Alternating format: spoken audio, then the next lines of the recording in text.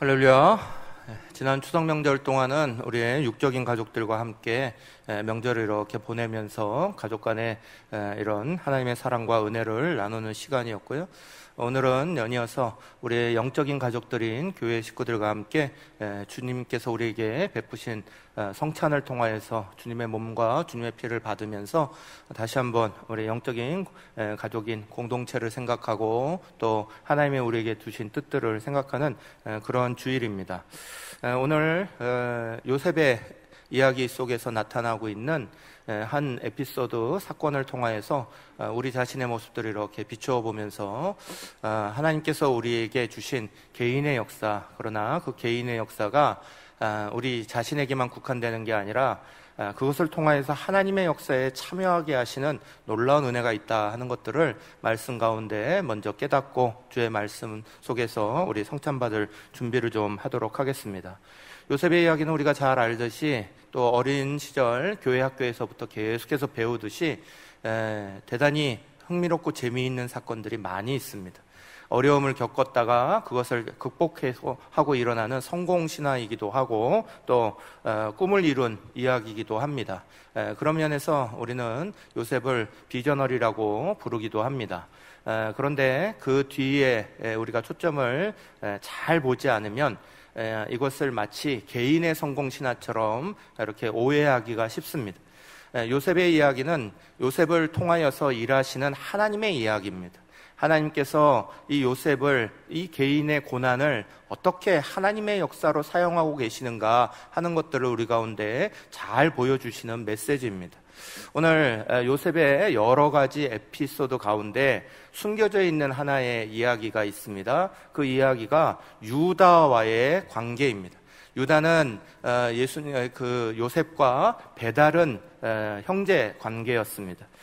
그런데 그 유다는 요셉과 대단한 참 어려운 이런 나쁜 관계로부터 시작됩니다. 먼저 말씀 창세기 37장 26절에서부터 27절 말씀을 제가 읽겠습니다.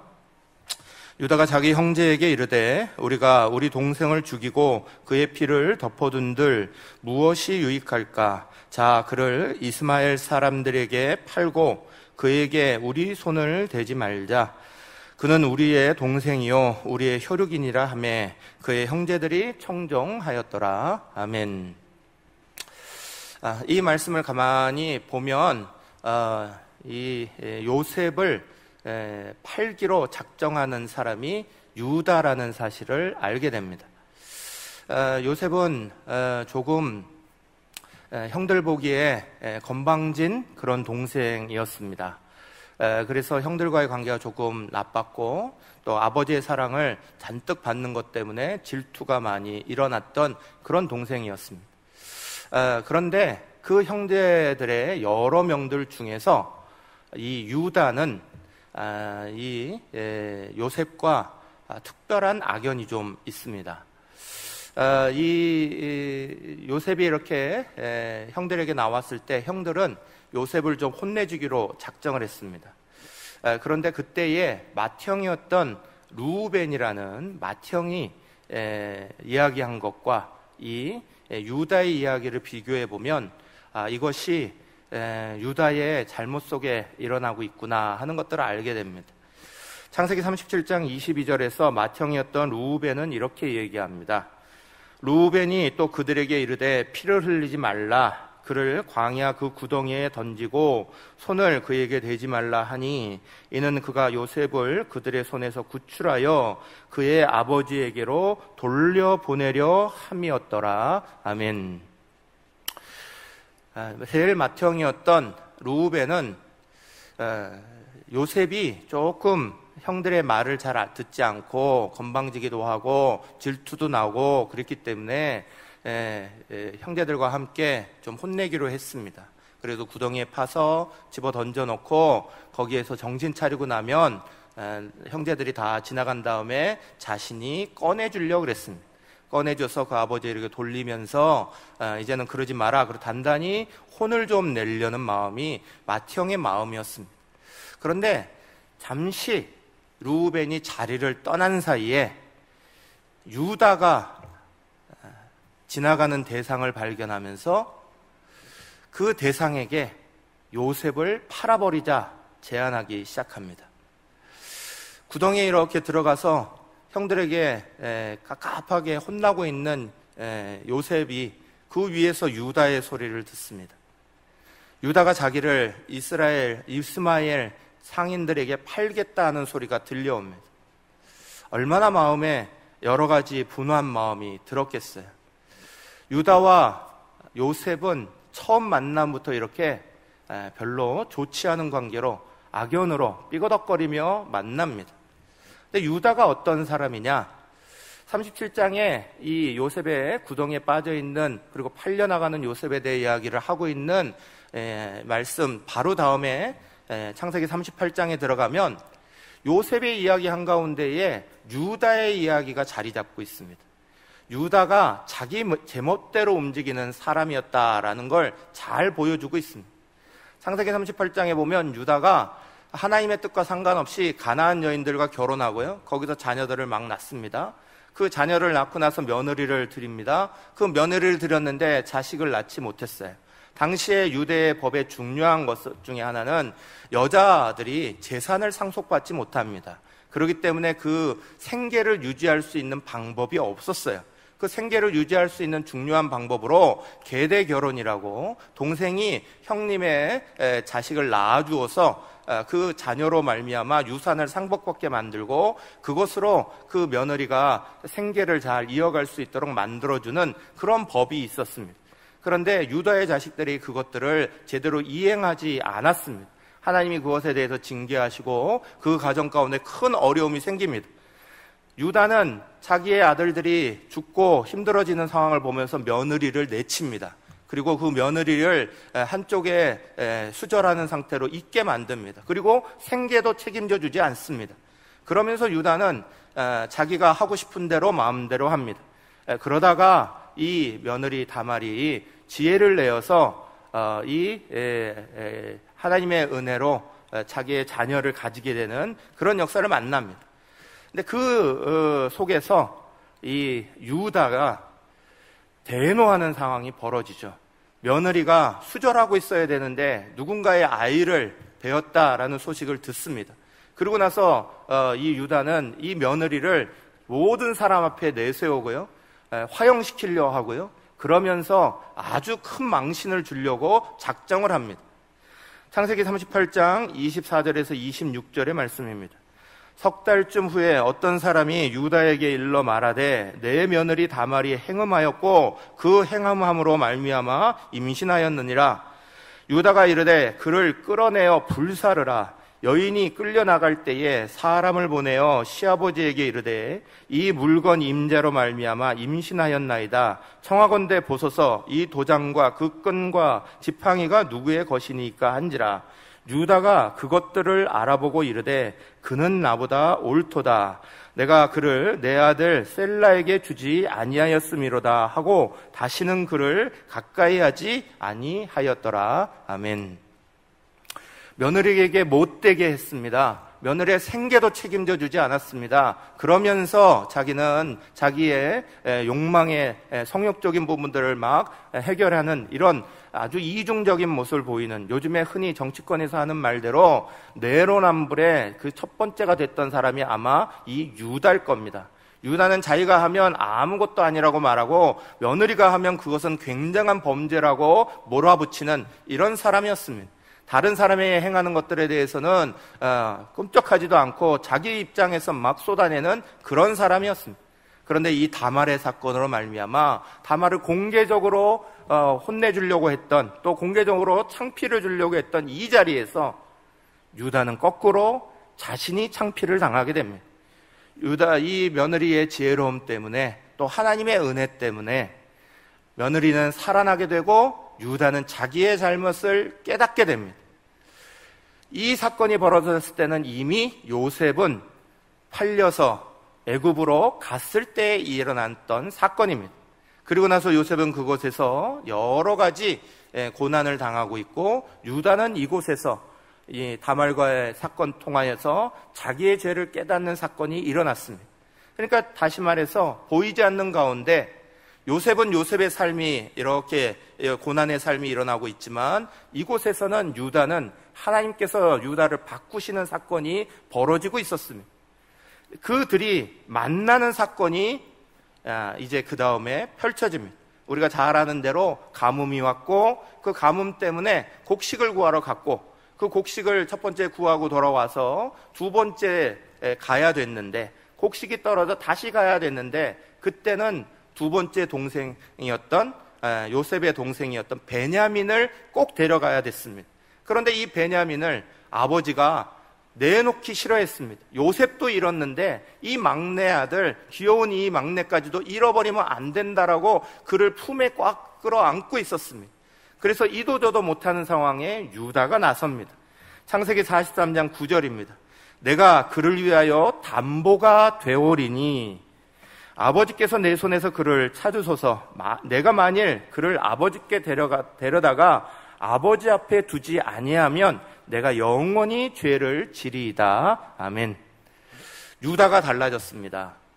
이제까지 유다는 요셉을 팔아버리는 데 앞섰던 유다고 며느리 다말을 무시했던 유다였습니다. 그런데 자신이 창피를 당하고 자기 죄를 인정하게 되고 자기가 잘못된 것을 깨닫고 난 유다가 달라졌습니다. 어떻게 달라졌냐? 베냐민을 향해서 자기를 희생하는 사람으로 달라집니다. 아버지 앞에 말합니다. 내가 담보가 되겠습니다. 만약 문제가 생기면 제 목숨 아버지께서 붙잡으시고 이 베냐민을 제가 잘 보호할 테니까 데려갈 수 있도록 허락해 주십시오. 그래서 데려갑니다. 그런데 아니나 다를까 애굽에서 문제가 생겼습니다. 애굽에서 이 베냐민을 요셉이 이렇게 데리고 있기를 원해서 작전을 폈죠. 그래서 그것 때문에 이 베냐민이 누명을 쓰고 그것에 이제 종노릇하는 모습으로 남게 됐습니다. 그때에 유다가 앞으로 나섭니다. 창세기 44장 32절에 33절 이렇게 말합니다.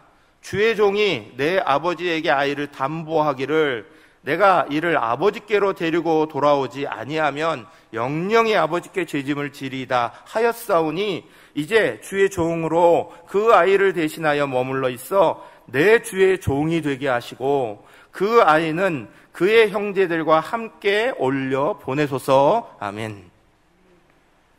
유다가 달라졌습니다.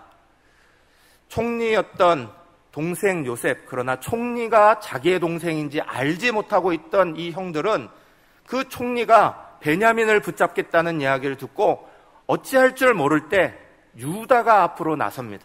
내가 희생하겠습니다. 내가 대신 볼모가 되겠습니다. 내가 여기서 이제 종노릇 하겠습니다. 이 아이는 돌려보내 주십시오. 아버지에게 돌려보내 주십시오. 간곡히 요청합니다. 유다가 달라졌습니다. 달라진 유다로 말미암아 요셉이 이것을 놀랍게 받아들이는 얘기가 그 다음에 바로 나옵니다. 창세기 45장 1절과 2절의 말씀.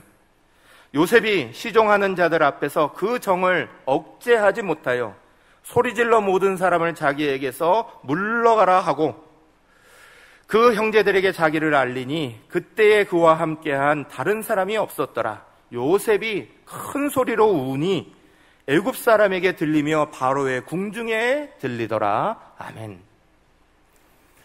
요셉이 유다가 앞서 나가서 자기를 희생하며 이 베냐민을 보호하려고 자기를 내어 던지는 모습에 큰 감동을 받습니다.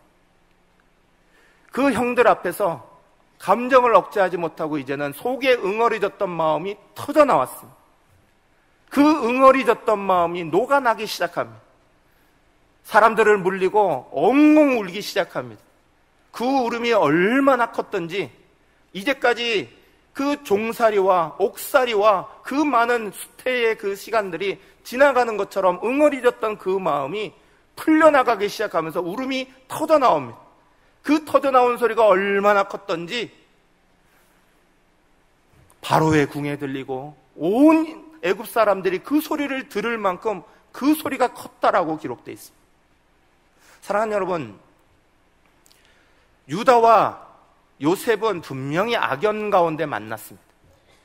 서로 만나는 바람에 가족 간에 심각한 싸움이 있었습니다. 유다는 요셉 보기에 너무너무 미운 사람입니다. 또 유다는 잘못된 길을 수없이 걸었던 사람입니다. 며느리 다말을 그렇게 힘들게 만들었던 시아버지이기도 했습니다. 그런데 그가 변합니다. 그가 바뀌었습니다. 그 바뀌는 모습을 보고 요셉도 자기의 생각을 바꿉니다. 요셉은 처음부터 이 모든 형들을 다 자기가 끌어안을 거다 생각하지 않았던 것 같습니다. 이제까지의 형태를 쭉 보면 요셉은 베냐민에게만 집중합니다. 어떻게든 베냐민을 데려오려고 합니다. 나머지 형들에 대해선 곡식 구하러 오면 주는 것 정도, 그래 앙금이 있지만 그러나 내가 잘 됐으니까 이런 거 베풀어 줄 수 있어 하는 정도, 그래서 돌려보내고 할 수 있는 정도 나갈 수 있습니다. 그러나 일로 다 이주해 와서 하나님의 은혜의 역사를 보겠다, 그런 생각은 이제까지 앞에 하나도 나오지 않습니다. 그저 자기의 친동생인 베냐민만 돌아오면 된다, 베냐민만 내가 품겠지 하는 마음으로 계속 그렇게 하다가 유다의 그 변한 마음이 이 요셉의 마음을 녹여버립니다. 그 응어리를 녹여버립니다. 사랑하는 여러분, 오늘 우리는 하나님의 은혜 가운데 하나님이 만들어 가시는 놀라운 은혜의 역사들에 대한 이야기를 이 요셉의 이야기 속에 보는 겁니다. 하나님이 우리를 바꾸시기도 하지만 우리와 함께 관계되어 있는 또 다른 사람도 바꾸시는 하나님의 역사를 펴고 계시다는 것을 요셉의 이야기 속에 우리는 양쪽으로 다 보고 있는 겁니다. 요셉은 자기의 마음속에 응어리를 가지고 있습니다. 요셉이 용서할 수 없는 마음을 가지고 있는 것도 하나님은 용서하도록 바꾸시는 상황을 만드시고 계시는 거예요. 옛날 탈무드에 이런 이야기가 있습니다. 세상이 홍수 때에, 노아의 홍수 때에, 노아의 방주에 다 쌍으로 동물들이 들어왔습니다. 그때에 선이 세상을 돌다가 홍수가 나는 바람에 노아의 홍수에 탔다고 합니다. 근데 이 선이 혼자 타니까 노아가 막았다는 거예요. 혼자 타면 안 돼. 짝이 있어야 합니다. 그래서 세상에 다시 선이 돌다가 자기 짝으로 악을 데리고 들어갔다는 거예요. 그래서 선과 악은 항상 같이 있을 수밖에 없다, 이런 이야기를 합니다. 성 어거스틴은 악이라는 것에 대해서 이렇게 정의했습니다. 악하다는 것은 결핍된 선이다 그랬습니다. 선에 다 채워지지 못하는 부분들이 일어난 거다. 사랑이 부족해서 악이 된 거다, 이렇게 해석했습니다. 사랑하는 여러분, 오늘 우리의 주변에 우리를 힘들게 하고 우리를 어렵게 하는 일들이 참 많이 있습니다. 그런데 그걸 우리의 관점으로만 보면, 항상 내 중심으로만 보면 나에게 악하는 것이 항상 악으로 보일 수밖에 없는 겁니다. 그러나 하나님의 눈에서 보면 악한 것도 선한 것도 하나님의 은혜 안에 들어와야 되는 중요한 자리일 뿐인 거예요.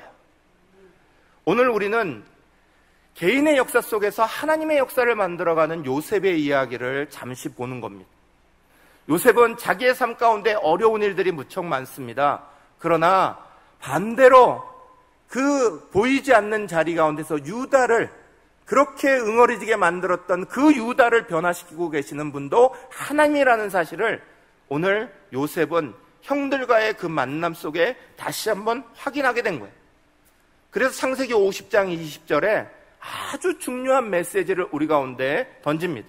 사랑하는 여러분, 우리가 오늘 본문을 읽은 창세기 50장 20절 같은 목소리로 함께 읽겠습니다. 당신들은 나를 해하려 하였으나 하나님은 그것을 선으로 바꾸사 오늘과 같이 많은 백성의 생명을 구원하게 하시려 하셨나니. 아멘. 사랑하는 여러분, 요셉의 이 말씀은, 요셉을 통해 해주신 하나님의 이 말씀은 우리에게 기독교적인 세계관, 기독교적인 역사관이 얼마나 중요한지를 가르쳐주는 말씀입니다. 사랑하는 여러분, 오늘 우리는 시간의 굴레 속에서 과거를 보고 미래를 바라봅니다. 과거를 바라보면 시간의 굴레 속에서 운명론적으로 보입니다. 이러이러해서 오늘 이 자리까지 이렇게 흘러온 거지라고 보입니다. 미래를 보면 목표지향적으로 이것을 만들어야지 하면서 세속주의적인 역사관을 가집니다. 그런데 사랑하는 여러분, 시간의 관계를 초월하여서, 공간의 관계를 초월하여서 하나님으로 보는 것이, 하나님을 바라보는 것이 기독교적인 세계관이고 기독교적인 역사관이에요. 기독교적인 세계관으로 바라보면 오늘 우리가 살고 있는 이곳에서 일어나는 여러 가지 어려움과 아픔들이 다른 눈으로 보이기 시작합니다. 요셉이 옥살이를 하고 종살이를 하고 그 가운데서 괴로움을 다 당하고 살아갑니다. 그러나 요셉에게 있어서 하나님을 바라볼 수 있는 눈이 그로 하여금 이런 위대한 고백을 하게 만들어내요. 하나님은 당신들이 나를 해하려 한 그것을, 그 악한 행위를 선으로 바꾸사 그것을 통하여서 오히려 하나님의 구원의 역사, 많은 사람의 생명을 구원하는 역사에 그 일을 쓰셨습니다. 대단한 믿음의 고백입니다. 사랑하는 여러분, 오늘 저와 여러분은 수많은 일들을 만나고 코로나 상황과 어려운 경제적인 여건과 오늘 어려운 상황들을 수없이 만납니다. 요셉과 같은 편에 서서 자기가 종살이하는 억울한 누구명을 쓰고 있는 그 자리를 느낄지도 모릅니다. 어떤 사람들에게 자기가 당한 것을 느낄지도 모릅니다. 어떤 사람들 때문에 고통당하고 있는 자리를 느끼고 있을지도 모릅니다. 그러나 그 자기중심적인 자기의 시간의 굴레 속에 매여있는 그 자리를 벗어나서 하나님을 바라보기 시작하면 요셉이 가졌던 이 시야가 우리 눈에 들어오기 시작하는 겁니다. 그것이 그리스도인들이고 그것이 오늘 살아가는 새로운 믿음을 가진 사람들의 자세인 거예요. 사랑하는 여러분, 예수께서는 화해와 용서로 이 땅 가운데 오셨습니다. 오늘 우리가 성찬을 받습니다. 성찬은 우리를 화해케 하시고 용서하게 하시는 하나님의 은혜입니다. 하나님과 우리 사이에 죄로 막혀있던 모든 것을 화해케 하시고 하나님이 우리를 용서케 하시는 은혜를 만나게 하신 것이 십자가의 사건이고, 그 십자가의 사건 통하여서 오늘 우리의 삶의 자리 안에서 우리의 이웃들, 우리의 가족들, 우리의 옆 사람과 화해하고 용서하도록 삶을 살아가라고 가르쳐주는 메시지가 십자가 예수 그리스도의 메시지입니다. 우리가 하나님을 바라보면 하나님의 역사관 안에서 오늘 내가 힘들고 어려운 자리도 하나님이 반드시 바꾸셔서 로마서 8장 28절에 있는 것처럼 모든 것이 합력하여 선을 이루게 하시는 하나님의 은혜의 역사를 믿게 될 것이고 만나게 될 것인데, 우리가 오늘 여전히 내 생각으로만, 오늘의 과거, 오늘의 미래 속에서 내 중심적으로만 본다면 용서와 화해는 있을 수 없는 겁니다. 사랑하는 여러분, 주님도 우리를 용서하셨습니다. 주님도 우리를 사랑해 주셨습니다. 우리가 사랑할 조건이 된 것도 아니고 용서할 충분한 것들이 우리에게 갖춰진 것도 아닙니다. 그럼에도 불구하고 주님은 십자가에서 우리를 위해 무조건 죽으셨습니다. 오늘 우리는 주님의 은혜를 다시 한번 받습니다. 그 하나님의 은혜가 우리에게 어떠한 세계관, 어떠한 역사관을 만들어줘야 하는지를 가르쳐 주십니다. 당신들은 나를 해하려 하였으나 하나님은 그것을 선으로 바꾸사 많은 사람의 생명을 구원하게 하려 하셨습니다. 오늘 저와 여러분의 고백이 되시기를 간절히 바라고요. 사랑하는 여러분, 우리 개인의 역사, 나의 괴로움, 이것으로 끝나는 게 아닙니다. 요셉은 거기에서 끝나지 않았습니다. 그것이 하나님의 은혜 안에서, 하나님의 놀라운 경륜 안에서 변하여서 구원의 역사로, 사람들을 살리는 역사로, 새 소망을 주는 역사로 바뀌어서 나타났습니다. 자기의 괴로움 안에 갇혀있지 마시고 그 시간 우리를 위해 죽으신 십자가의 주님을 바라보시기 바랍니다. 하나님을 바라보는 세계관 가지시기를 간절히 바랍니다. 그 안에서 오늘 우리를 비춰보면 오늘 우리에게 펼쳐진 사건이 반드시 요셉과 같이 다르게 보입니다. 사랑하는 여러분, 오늘 우리가 성찬 받으실 때에 주님의 몸, 주님의 피를 받습니다. 그 몸을 받을 때 이제는 우리도 이 땅의 몸으로 살아갈 때 육신적으로만 살지 아니하고 그리스도의 몸으로, 영적인 몸으로, 부활의 몸으로, 영광스러운 몸으로 살아간다는 사실을 기억하시면서 받으시기를 간절히 바라고요. 주님의 보혈을 받을 때에 그 보혈이 나를 용서하셨고 치유하셨다는 사실을 깨달으시고, 나도 그 보혈 안에서 가족을 용서해야 되고, 친척을 용서해야 되고, 친구를 용서해야 되고, 화해와 용서의 자리 안에 들어갈 수 있는 힘을 얻게 된다는 사실을 믿으시기를 간절히 바랍니다.